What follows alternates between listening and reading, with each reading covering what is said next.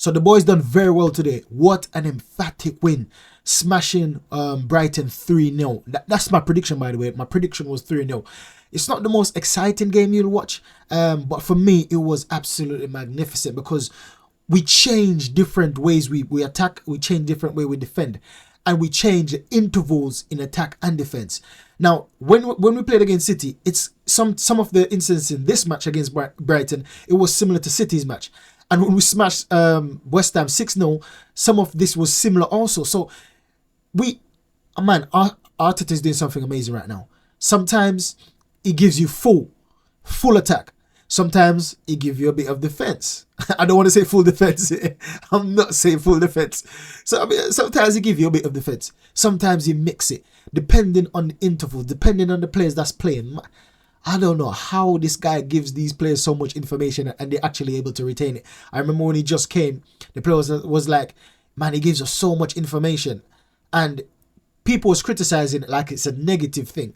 But now later on in the season, now we see how much of a benefit these things were when Arteta came in, implementing certain things and demanding the players to know and learn these. It's like when I watch the NFL and the coach is giving the quarterback the playbook, and the quarterback has to remember the playbook to know what play to make in certain scenarios, certain situation.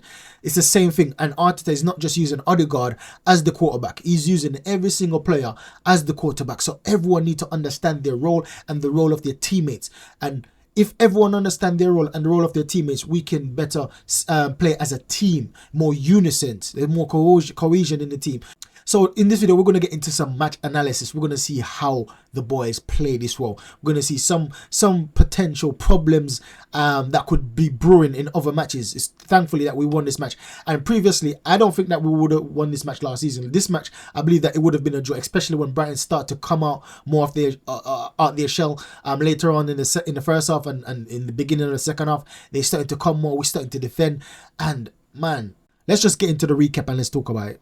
So we see this was the first instance of the game where we actually had the opportunity to score, and this is something I liked. Look at this. You see Odegaard done the feint, and when he done the feint, look, now it looks like everyone is in offside, but look at Saka at the back post with that guy, and also Gabriel Magalhaes. I love the way they play, especially Gabriel. That's why it went so close to. Now look at this guy.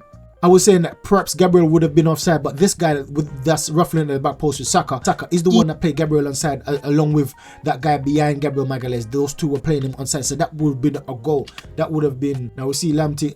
Now look at this position right now. This position, I feel like there's two things we can think about in this position. First of all, where's Gabriel Magalhaes? Where is he?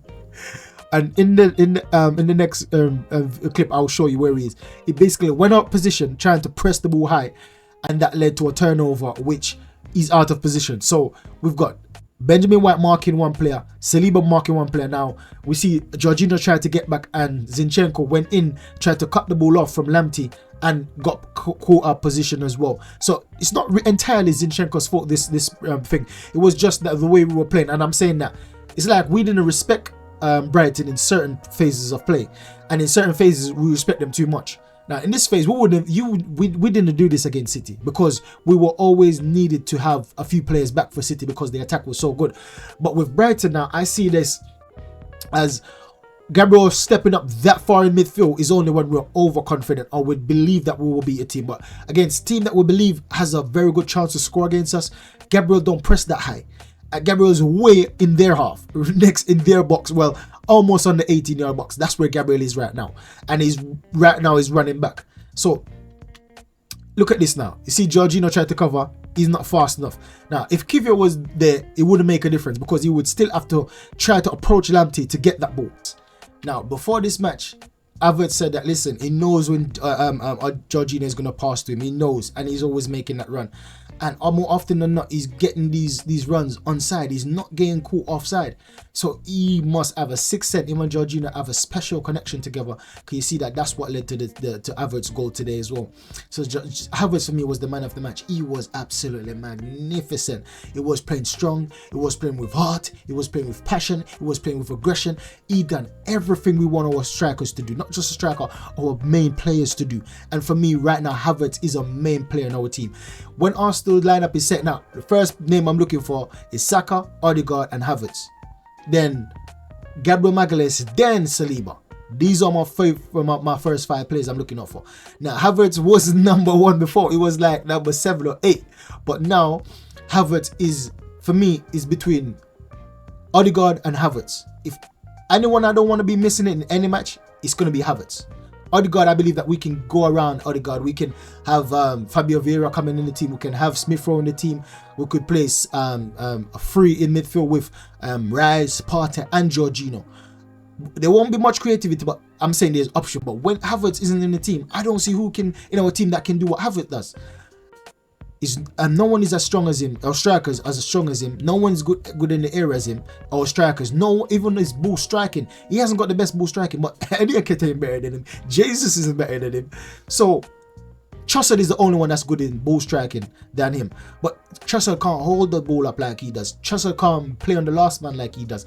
So in terms of the overall game, Havertz for me is the player that would be missing. If anyone's supposed to be at the team right now, if we're supposed to miss anyone in the first team right now, it would be Havertz. It would be Havertz. Trust me. If Havertz go missing, you see the team starting to take a nosedive. We might be doing a bit performances here and there, but to be consistent the way we are, Havertz has a lot to do with that, and we need to start giving this. Well, I think that we are starting to give him the respect he deserves, singing his songs every week. But potentially we might have to change that song because he's got a negative stigma on it. 60 million down the drain. It's like, I don't know. It's you know what I mean? But yeah, we might have to change that song, especially if he scores in the Champions League final like what he does for Chelsea. We need to make a new song for that guy, and I believe that we can get it. So first of all, look where Jorginho is. Jorginho is playing right wing right now. Jorginho is in the position of Saka because he realized that Saka is on the ground and someone needs to go into that position. Now the left back got caught out of position because he made a challenge. He's watching Saka, done a challenge on Saka and watching him, thinking that Saka is the only one that could attack down the byline because Benjamin White is in front. But you see now, Jorginho went round the back, right? Jorginho took the initiative, saying that I'm not just going to stay in centre midfield. I'm going to, and these things take intelligence to forsake your position. I know that for the better of the team, or for the chance of creating a goal or even scoring a goal, I'm going to find myself in a position that's basically no one is in right now, and be that creator or that goal scorer in that position. That was a good match for us. We got the 3 points, we got 3 goals, so we're not slowing down when it comes on to the goal difference right now. We're speeding up because City got 2 goals difference, plus they've conceded 2 goals as well. We didn't concede any goal and we still got a 3+ goal difference. So we're climbing above City so much higher and higher and higher in terms of goal difference, and Liverpool as well. So let's see how Liverpool perform against United. I'm hoping United could put in a good shift tomorrow, because they should be angry that they lost to Chelsea in the final minutes. They should be angry. They should be coming out to smash Liverpool and put in a good performance against them. Hopefully, that's what I'm hoping, right? But now mind is off the Premier League. Now it's on the Champions League. We see that Bayern lost today against a team I think is in 10th place, 3-2, and that's what I'm saying, that Bayern is not the Bayern of old, and Arsenal is not the Arsenal of old. So I'm eager to see how we're going to perform against a team like Bayern. Now, we're going to be more than likely playing the reputation of Bayern, not the actual team. And when I say play, I mean that sometimes players get fearful of the name of a club more than the actual player they're playing against. I know Bayern's got some very good players, but we see that Tuchel has been saying that, and we see that Tuchel's been saying that some of their players, Manuel Neuer is injured, and he mentioned a few other players that potentially could be missing out in this match. But once again, it could be mind games, so I'm not really 100% watching that. It could be all mind games. So hopefully we can get a performance, a very good performance. I'm looking for at least a 2-0, 2-1 results minimum against Bayern. If we could get the 3, that would be brilliant, because going away, we need to have something that we can hold on to. Worst case scenario, and Bayern is bombarding us, we put up a low block like we done against City, just to get over that line. Now, I'm not ashamed to say that.